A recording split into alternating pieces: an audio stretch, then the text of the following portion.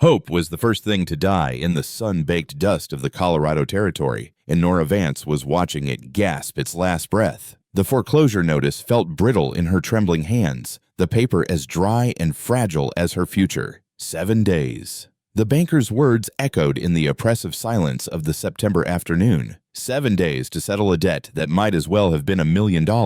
Or the Vance Ranch, the only home she had ever known, would be gone.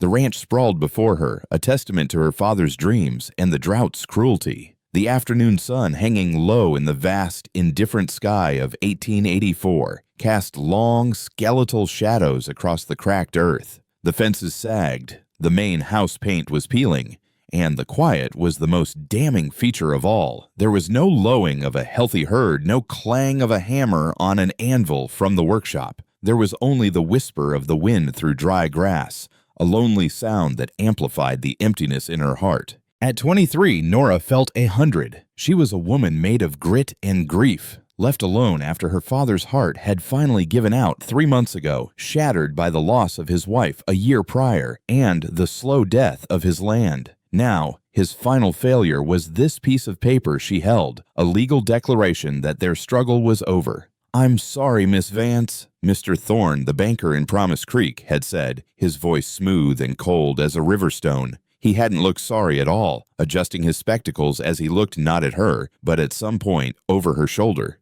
"Business is business. Your father was a good man, but a poor manager of credit." The conflict was simple and insurmountable. The debt was real, the deadline absolute. She had nowhere to go, no one to turn to. "Miss Nora?" Nora looked up, startled from her bleak reverie. Martha Gable, their neighbor from the next homestead over, was making her way up the path, a basket covered with a checkered cloth resting on her hip. The old woman's face was a road map of wrinkles etched by decades of sun and sorrow, but her eyes were sharp and kind. "I brought you some fresh bread and preserves," Martha said, her voice a comforting rasp. "You look like you haven't eaten in days, child." Nora forced a smile that felt cracked and unnatural. "That's very kind of you, Mrs. Gable, but I couldn't—" "Nonsense," the woman interrupted, settling the basket beside her on the porch steps. She looked at the paper in Nora's hand. "Tell me what that weasel Thorne said." The dam of Nora's composure broke. Tears she hadn't allowed herself to shed burned behind her eyes as she explained the 7-day deadline. Martha's lips pressed into a thin, hard line. "That man has been waiting to get his hands on this land since your daddy first took ill," she said, her voice laced with contempt. Then she leaned closer. "He says there's silver in these hills behind your property." Nora's head snapped up. "What? That can't be right. Father would have known." "Your father was a cattleman, not a prospector," Martha said gently. "Folks have been whispering about it for months. That's why Thorne's been so eager to call in those loans." A flicker of anger ignited in Nora's chest, a hot, bright flame in the cold emptiness of her grief, but just as quickly it died. What did it matter? Silver or not, she had no money to hire miners, no way to prove its existence, and only a week before she lost everything. She let out a long, shuddering breath and stood up, brushing the dust from her skirt. "I have to fix the fence in the north pasture before the last of the herd wanders off." It was a hopeless task, a small act of defiance against the inevitable, but it was something to do. It was better than sitting here waiting for the end. She worked under the harsh sun, her hands raw and aching as she wrestled with the splintered wood and loose wire. The fence was a metaphor for her life, broken, barely holding together, and in desperate need of a strength she no longer possessed. It was while she was struggling to drive a new post into the unforgiving earth that she heard it, the steady, rhythmic beat of hoofs. Shielding her eyes, she saw him, a lone rider on the horizon, a dark, unfamiliar silhouette against the fiery sky, heading straight for her. Her heart hammered against her ribs. No one ever came out this way. Her hand moved instinctively to the small revolver tucked in her waistband, its cold weight a familiar comfort. Her father had insisted she learn to shoot, a skill she now cherished. He drew closer and she could make out details. A tall man with broad shoulders, his face shadowed by the wide brim of his hat. He rode a magnificent chestnut stallion that moved with a weary but powerful grace. He pulled the horse to a halt about 20 yards away, a respectful distance. A tense, silent moment passed between them, broken only by the wind. "Mornin', ma'am," he called out, his voice a low, gravelly baritone. He raised a hand in a clear gesture of peace. "Don't mean to startle you. Name's Silas Cain. I'm looking for work and a place to water my horse if you can spare it." Nora studied him, her hand still resting near her gun. His clothes were trail-worn but well-kept, his saddle of good quality. There was a watchfulness in his gray eyes, a stillness that spoke of hard-earned caution, not malice. He looked tired, not dangerous. Slowly she let her guard down, though the wariness remained. "I'm afraid I can't offer you work, Mr. Cain," she replied, her voice steady. "The ranch is not doing well. But there's a stream just beyond those cottonwoods where your horse can drink." He nodded his thanks and dismounted with the fluid grace of a man who had spent most of his life in the saddle. As he led his horse toward the water, he glanced back at her, struggling with the fence post. When he returned, the horse satiated, he didn't remount. Instead, he walked over to where she was working. "Mind if I take a look at that fence while my horse rests?" he asked, pulling off his leather gloves. "Least I can do for the water." Before she could protest, he was there beside her. A temporary, suspicious alliance was formed over the splintered wood of a broken fence, leaving Nora to wonder, who was this stranger, and what did he truly want on this land of dying hope? Salvation, Nora Vance was discovering, did not arrive like a thunderclap or a parting of the clouds. It arrived quietly, covered in trail dust, with calloused hands and a steady gaze. His name was Silas Cain, and for the next 3 days he became a silent, relentless force of nature against the decay of her ranch. The landscape of Nora's life shifted from the open, hopeless pasture to the specific, urgent needs of her homestead. Silas seemed to possess an instinct for entropy, moving from one broken thing to the next with an unnerving purpose. Nora would wake to the sound of his hammer on the loose boards of the porch, and by midday he would be clearing the silt and debris that had choked the well for the better part of a year. He retarred the leaking patch on the barn roof, mended harnesses with the deft hands of a seasoned leather worker, and reset the hinges on a corral gate that had hung crooked since her father's last days. He was a man of few words, seemingly carved from the same stoic material as the mountains that loomed on the horizon. Nora, in turn, worked alongside him when she could, handing him tools, hauling water, and learning the rhythm of his labor. She observed him with a confusing mix of gratitude and suspicion. He was an answer to a prayer she hadn't dared to utter, yet he remained a complete mystery. Who was this man who worked with such fierce dedication for nothing more than a meal and a bed of hay? But even as the physical state of the ranch improved under his care, the core conflict remained, a dark cloud that no amount of sweat could dispel. Time was a current pulling her relentlessly toward the falls. Every sunset was a stark reminder that another of her precious 7 days had vanished. The neatly repaired fence couldn't stop the banker. The clean well couldn't pay the debt. A deep and profound despair began to settle back over her. Heavier this time because the brief flicker of hope made the impending darkness seem even blacker. They fell into a routine. They worked, and in the evenings, they shared a simple meal on the porch as the sky bled into shades of orange and purple. In the quiet moments after the work was done, the silence between them changed. It was no longer just the absence of words, but a space filled with unspoken questions. On the third night, Nora found herself breaking it. "My father built that barn with his own 2 hands, she said softly, her gaze fixed on the newly patched roof. "He said a man's legacy wasn't in money, but in what he could build and leave behind." Silas didn't offer empty condolences or platitudes. He simply nodded, his eyes following her gaze. "He was a good carpenter," he said, his voice a low rumble. "The joinery is solid." The simple, honest praise of her father's work was more comforting than any words of sympathy could have been. She found herself telling him more, about her mother's garden, about the herd before the drought, about the quiet, stubborn pride of the man who had raised her. Silas simply listened,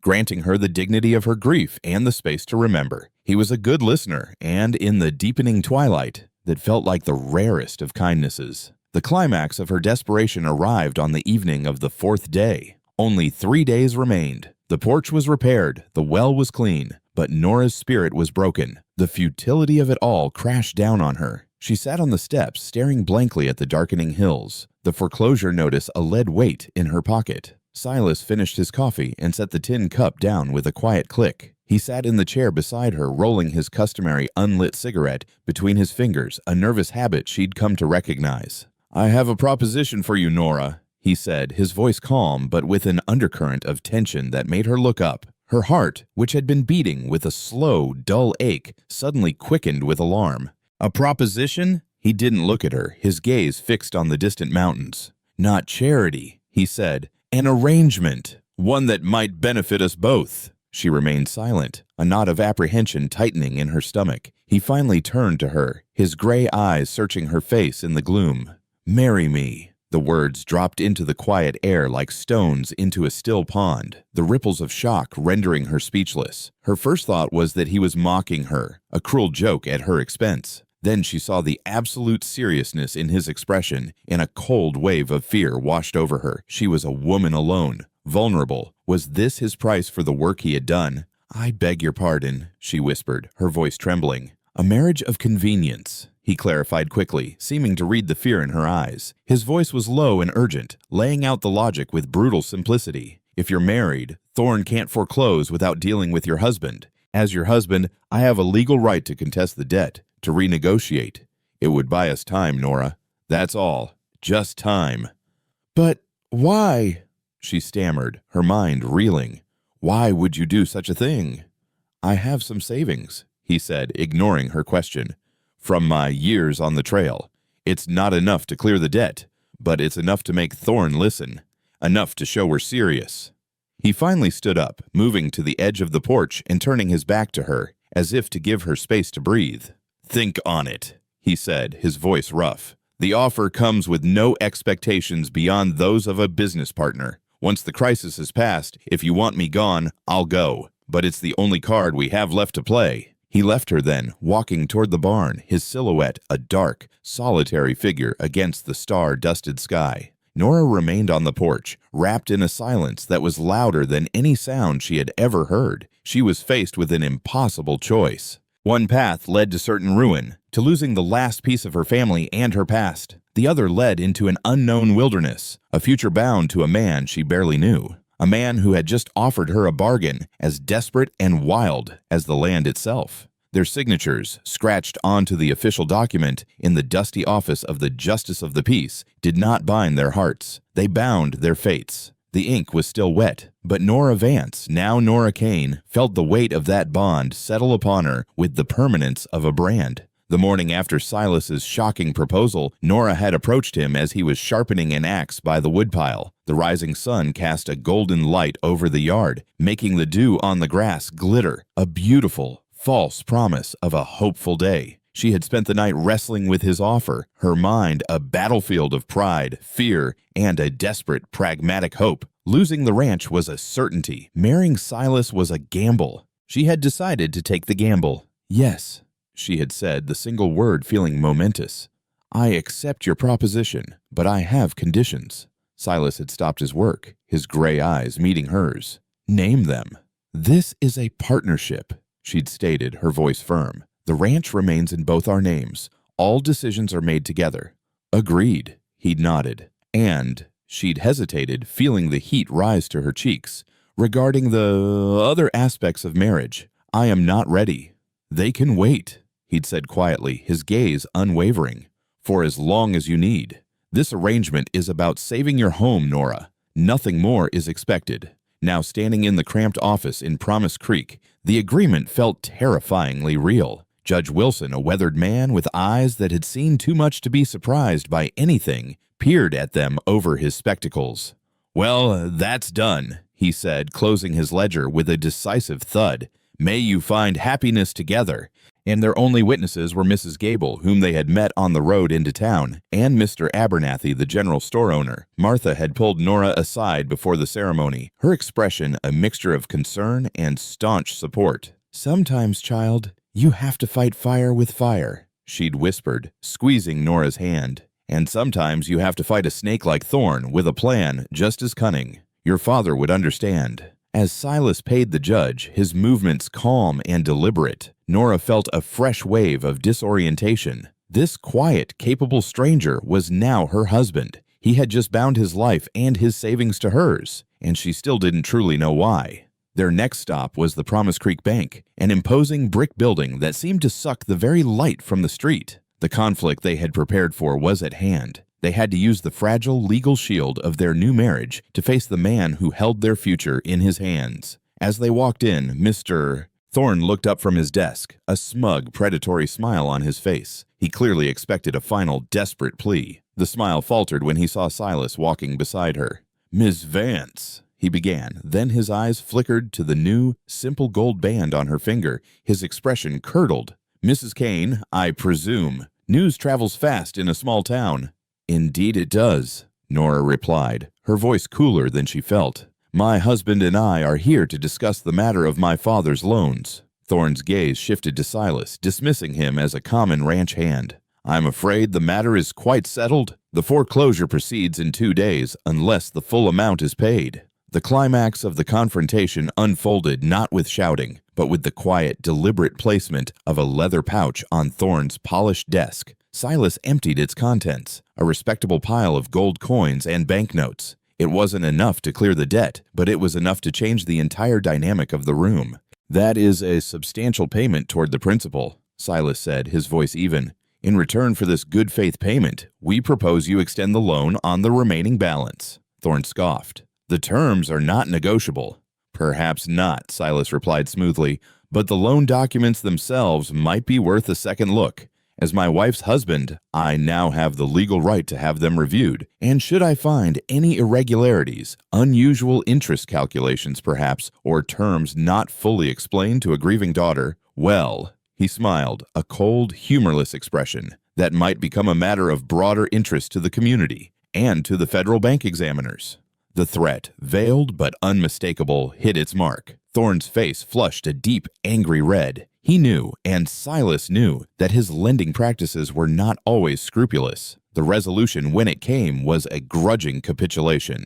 Thorne, trapped between his greed and the risk of exposure, was forced to accept Silas's offer. He furiously drafted a new agreement, extending their loan for 6 months. Nora and Silas left the bank, not with a triumphant victory, but with a fragile, hard-won reprieve. The transition back to the ranch was filled with a new, palpable tension. They were no longer just a landowner and a helpful stranger. They were husband and wife, bound by law and a shared precarious future. On the ride home, Nora broke the silence. "Why did you do that, Silas?" "The truth." He kept his eyes on the trail ahead, the brim of his hat hiding his expression. "I've dealt with men like Thorne before," he said. After a long pause, he added, so quietly she almost missed it, "And maybe I saw something here worth fighting for." He glanced at her, just for a second. "Or someone." The words hung in the air, unanswered, creating a new layer of mystery and an unexpected flutter of feeling in Nora's chest.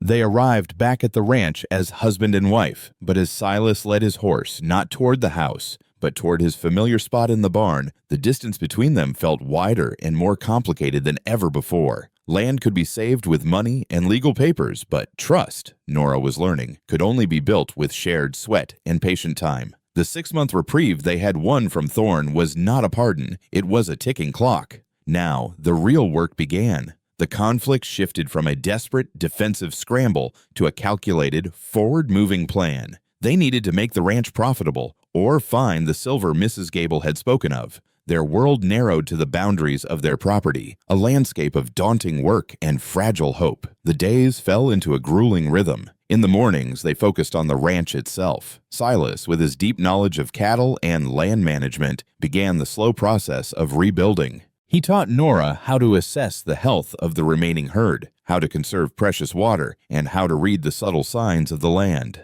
His respect for her practical knowledge of the property was evident, and he listened intently when she pointed out the pastures that recovered fastest after the sparse rains. In the afternoons, their focus shifted to the rocky hills that rose up behind the main house. Armed with picks and shovels, they became prospectors, searching for the rumored silver. Silas, it turned out, had a working knowledge of geology, gleaned from his years drifting through mining camps in Colorado. "It's not about finding a mother lode," he explained, his voice echoing slightly in a narrow ravine. He pointed to the quartz veins striping a rock face. "You look for the signs. Small, consistent deposits can provide a steady income. That's what we need. Consistency." These afternoons became Nora's favorite part of the day. As they worked side by side, chipping away at rock and sifting through soil, the roles of debt-ridden landowner and mysterious stranger began to fall away. They were simply two people working toward a common goal. His initial silence gave way to stories, shared in quiet moments as they rested. He told her of his childhood in Pennsylvania, of the brother he lost at Gettysburg,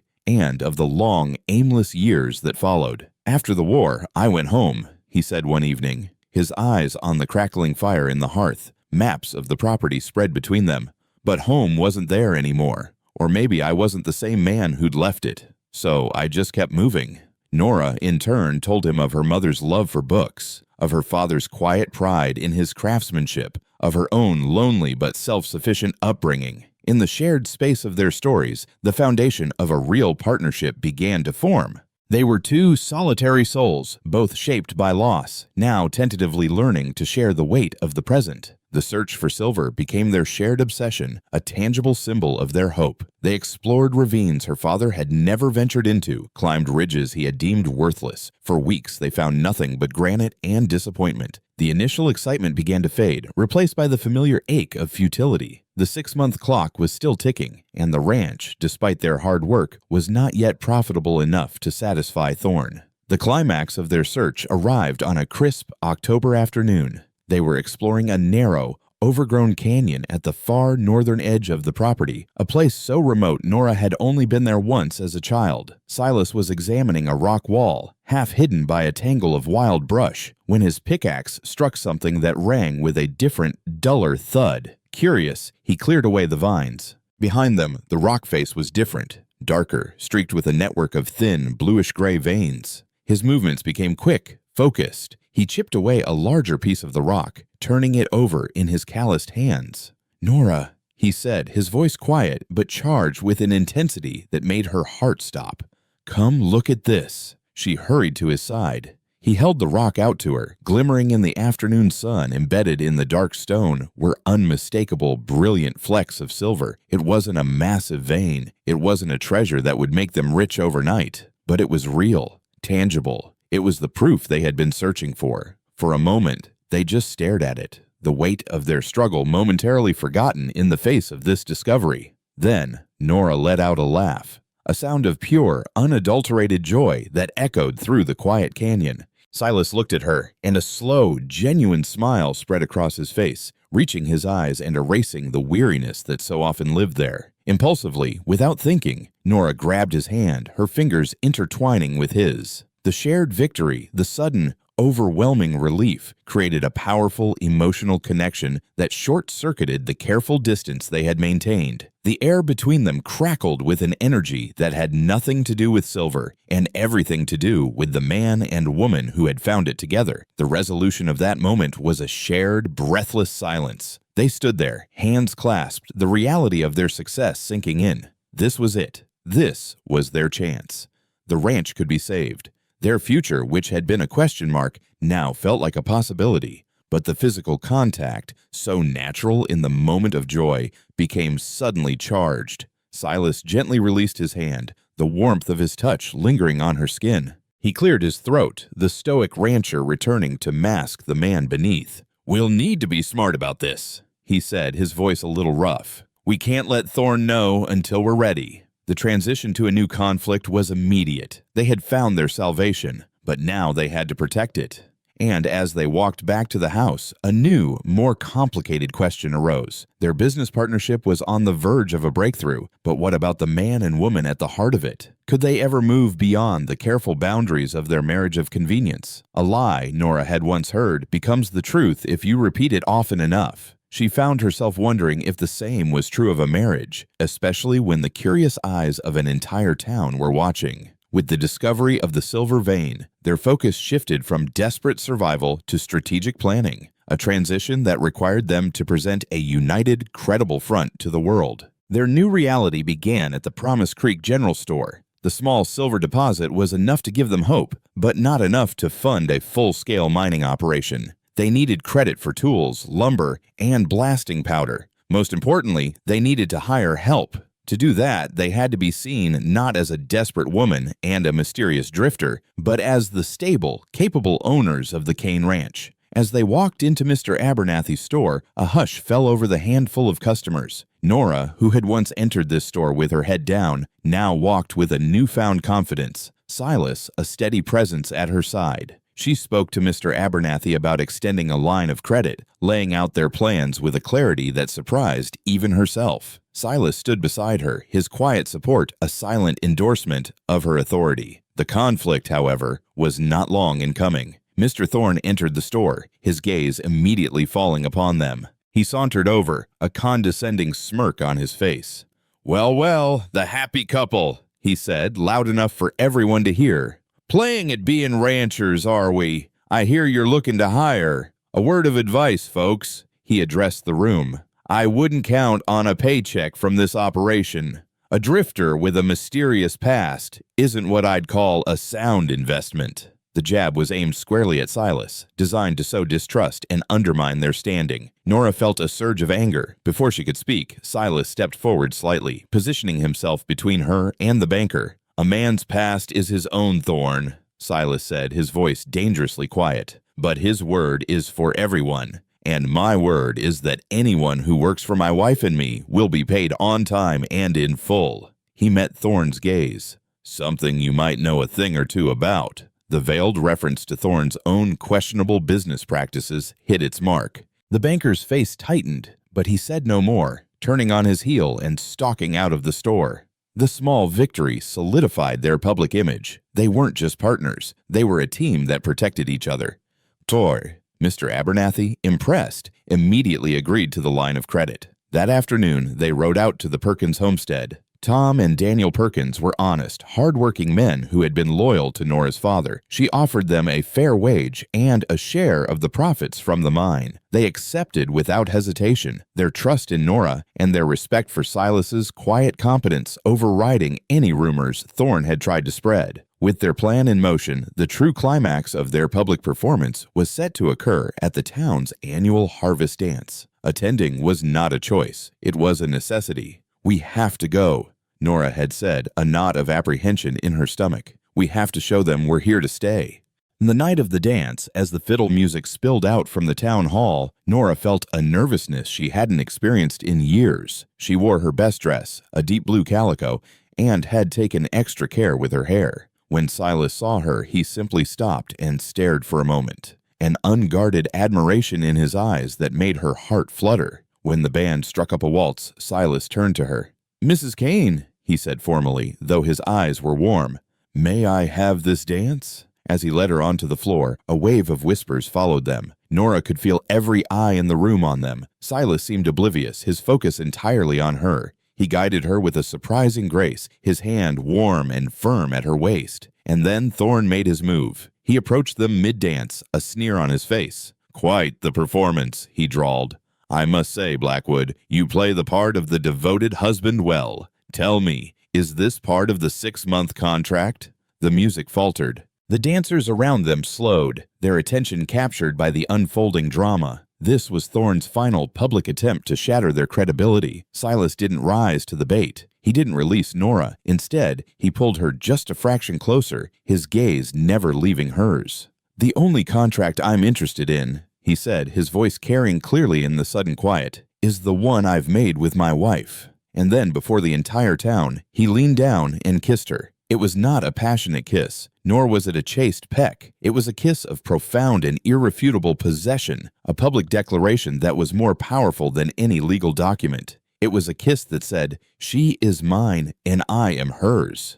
We are not a bargain, we are a union." The resolution was immediate and decisive. A few of the women sighed audibly. Thorne, utterly defeated, his face a mask of fury, turned and stormed away from the dance floor. The band, after a moment's hesitation, struck up the music again, louder this time. As they finished the dance, the town no longer saw them as a strange, convenient pairing. They saw a husband and wife. On the quiet ride home under a canopy of stars, the air in the wagon was thick with the unspoken reality of that kiss. The line between performance and truth had been irrevocably blurred. That night, for the first time, Silas did not immediately head to the barn. He walked her to the porch of the main house. The boundary of their arrangement had been publicly erased. The question that now hung between them, more urgent and promising than ever before, was whether the boundary of their hearts would be next. The shadow of the past, Nora learned, is longest in the places where new light tries to shine.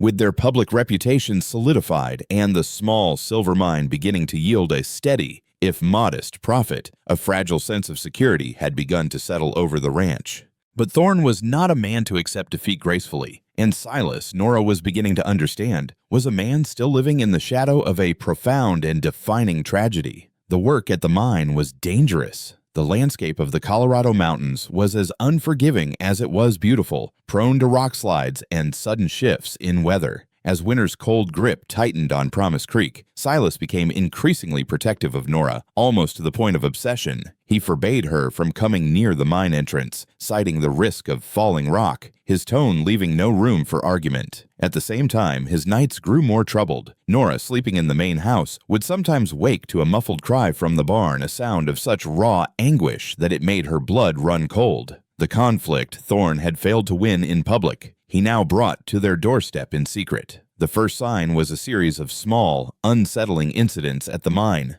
A box of vital tools would go missing. A rope for the main pulley was found frayed, as if deliberately cut. Silas's vigilance intensified. He began inspecting the timber supports in the main shaft, himself every single morning, his face a grim mask of concentration. Nora, worried for his safety and weary of being kept at a distance, began bringing him his lunch at the mine, ignoring his gruff protests. She would sit on a nearby boulder while he ate, the silent offering of her presence, a small rebellion against the walls he tried to build around himself. She knew the danger wasn't just from Thorne. It was from the ghosts Silas carried with him. The rising action reached its breaking point on a frigid morning in late November. A heavy snow had fallen overnight, blanketing the landscape in a deceptive, silent beauty. Nora bundled up and made her way to the mine, carrying a thermos of hot coffee and a thick stew. The air was still, the only sound the crunch of her boots on the fresh snow. As she reached the dark maw of the mine entrance, an instinct, a sudden chilling premonition, made her pause. Silas was inside, his lantern casting a flickering glow against the rock walls. She was about to call out to him when he emerged from the darkness, his face pale with a familiar, haunted look.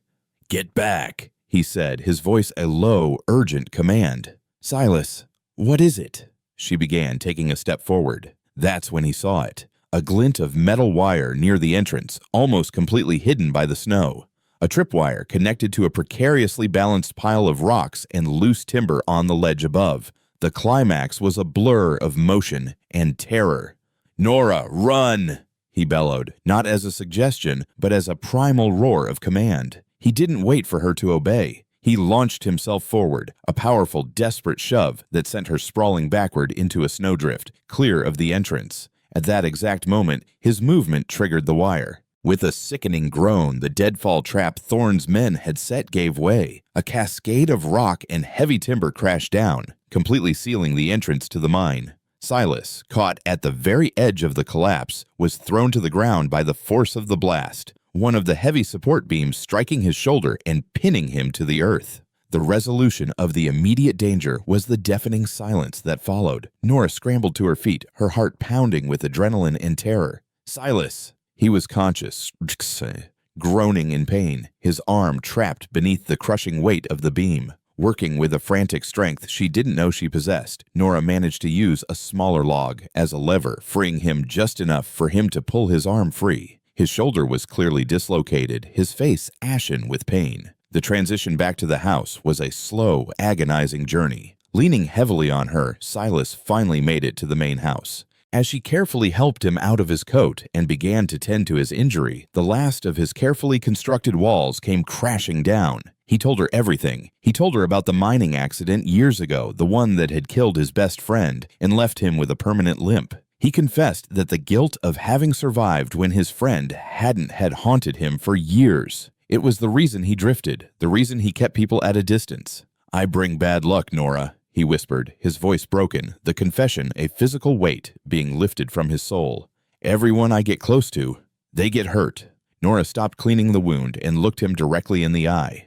"That's not true," she said, her voice fierce with a conviction that came from her very core. "You saved me. You saved this ranch. You are not a cursed Silas Cain. You are a survivor." To prove her point, and to better care for him, she looked toward the empty guest room down the hall. "You're not sleeping in the barn tonight," she stated, her tone leaving no room for argument.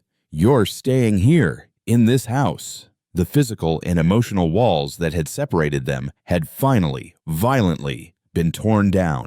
He was no longer just her partner or her husband of convenience. He was a man with scars, both visible and invisible, and she was the woman who refused to let him face them alone. A house is not a home until it has held the sound of both laughter and sorrow. That night, as the wind howled outside with the fury of a coming winter, the Vance Ranch finally, truly, became a home. Silas, his arm bound tightly to his chest, was installed in the guest room just down the hall from Nora's, a proximity that was both a comfort and a source of profound, unspoken tension. The setting for this chapter was intimate, confined almost entirely to the warm, fire-lit interior of the main house. The world outside, with its dangers and its deadlines, seemed to fall away, leaving only the two of them in the quiet space they had fought so hard to save. Silas, a man defined by his physical strength and fierce independence, was now forced into a state of vulnerability. Nora, in turn, stepped into the role of caregiver, not out of duty, but from a place of deep, protective affection she no longer tried to deny.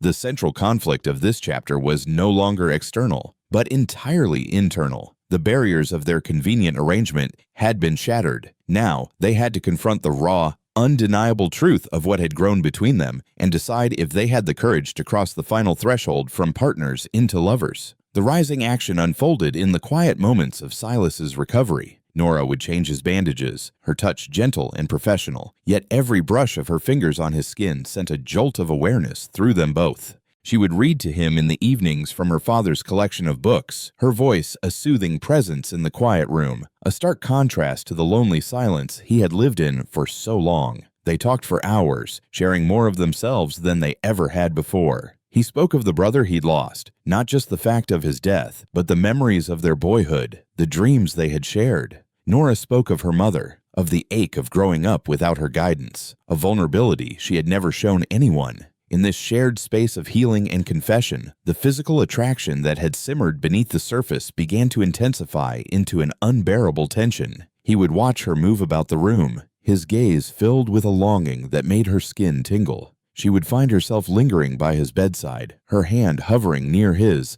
wanting to offer a comfort that went beyond words. The climax arrived on a quiet, snow-dusted evening a week after the accident. Silas's shoulder was healing, and he was able to stand and walk with only a slight grimace of pain. Nora had helped him to the armchair by the fire, and they sat in a comfortable silence, watching the flames dance. "I'll be able to move back to the barn tomorrow," he said, his voice a low rumble that did nothing to break the spell of the room. Nora's heart constricted at the thought. The barn, which had once seemed a proper and necessary boundary, now felt like an impossible distance. She stood up and moved to stand before him, blocking his view of the fire. "Don't," she whispered, the word barely audible. Silas looked up at her, his gray eyes dark and searching in the firelight. "Nora, don't go back to the barn," she said, her voice stronger now, filled with a certainty that came from the very core of her being. "Stay. Here.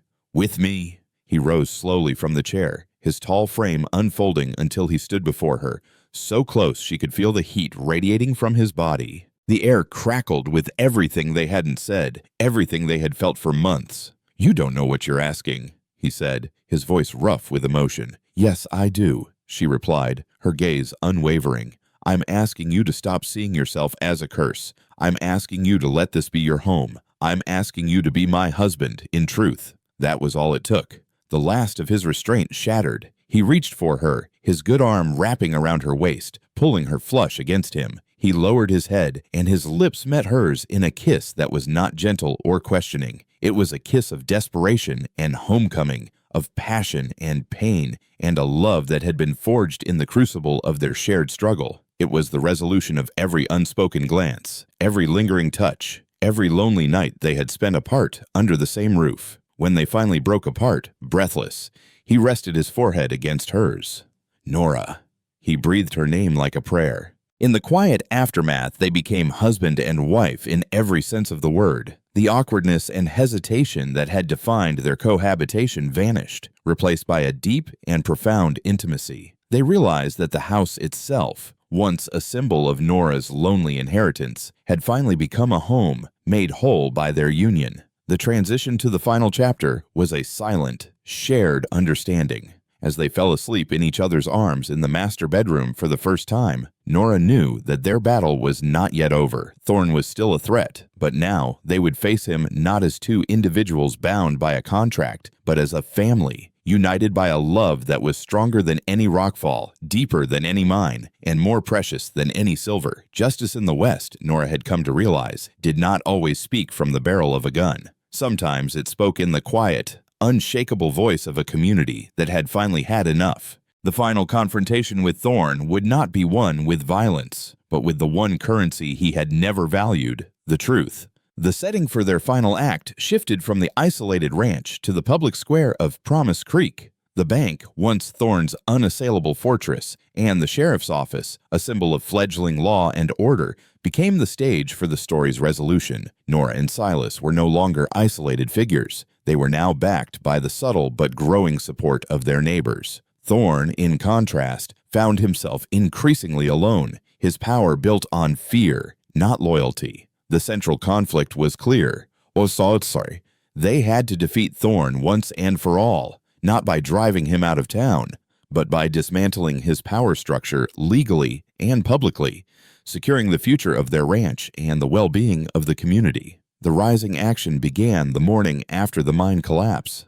While Silas rested, Nora rode into town alone. She went not to the bank, but to the small office of Sheriff Brody. She presented him with the evidence they had, the frayed rope, the missing tools, and her eyewitness account of the deliberate rockslide. She also brought her father's old ledgers, pointing out the questionable interest rates Thorne had charged him. "He did the same to my husband," another voice said from the doorway. It was Mrs. Gable, who had seen Nora ride into town and followed her. "Forced him to sell off our best pasture land for a pittance to cover a loan I'm sure we'd already paid." Sheriff Brody, a good man constrained by Thorne's influence, listened intently. "It's one thing to suspect, another to prove," he said, but for the first time, Nora saw a spark of determination in his eyes. Armed with this new alliance, Nora and Silas, once his shoulder had healed enough for him to travel, visited two other ranchers who had been squeezed by Thorne's predatory lending. At first, the men were afraid to speak out, but seeing Silas's quiet strength and Nora's fierce resolve, they agreed to stand with them. Their small coalition was formed. The climax was a carefully orchestrated piece of frontier theater. Nora and Silas walked into Thorne's bank, but this time they were not alone. Behind them stood Sheriff Brody, Mrs. Gable, and the two other ranchers. The public space of the bank, usually Thorne's domain of power, was suddenly filled with the quiet strength of a united front. Thorne, seeing the assembly, immediately became defensive. "What is the meaning of this?" "It's over, Thorne," Sheriff Brody said, his voice calm but firm. He laid a piece of the deliberately cut rope on the desk. "Attempted murder at the Cain mine, not to mention multiple accounts of loan fraud." "This is absurd. You have no proof," Thorne blustered. "We have your former hired man who got drunk and talked too much last night about setting that deadfall," the sheriff said, a bluff that landed with the force of a hammer blow. "And we have 3 families willing to testify under oath about your lending practices. We are formally requesting a federal investigation into this bank." The resolution was swift and brutal. Faced with criminal charges and the loss of his reputation, Thorne's empire of fear crumbled. He was arrested, and the community of Promise Creek, which he had held in his financial grip for years, was finally free. The transition to the story's true ending was a scene of quiet triumph. 1 year later, the ranch, now officially and proudly named the Cain and Vance Ranch, to honor both their legacies, was thriving. The silver mine provided a steady income, and the cattle herd was healthy and growing. Nora stood on the porch, her body full with the promise of their first child, due in the spring. She watched Silas in the corral below, patiently teaching a young Tom Perkins the art of breaking a horse. He looked up and saw her, and a smile of such profound love and contentment passed between them that it needed no words. He walked up to the porch, wiping the sweat from his brow, and wrapped his arms around her, one hand coming to rest gently on her belly. "It's a good life, Nora Cain," he said, his voice filled with a peace she had never heard in it that first day. "It is," she agreed, leaning her head against his chest. "The bank has a new manager," he mentioned. "A family man from Denver. Says he wants to invest in the community, not just take from it." "That's good," she said, but her mind was elsewhere. She looked out at the rolling hills, golden in the late afternoon sun. "Silas," she said softly, "do you think he ever knew? My father?" Silas was silent for a moment. "I think," he said, choosing his words with care, "that he knew he was leaving his land in the hands of the strongest person he'd ever met, and he trusted that she would find a way to make it flourish." He turned her to face him. He was right. The story concluded not with a dramatic flourish, but with the quiet, powerful certainty of a promise fulfilled. They had not just saved a piece of land, they had built a future. In the heart of the unforgiving West, in a town once named for redemption, two lonely souls, brought together by tragedy and bound by a desperate bargain, had found their own promised land, not in a vein of silver in the hills, but in the rich, enduring love they had cultivated together.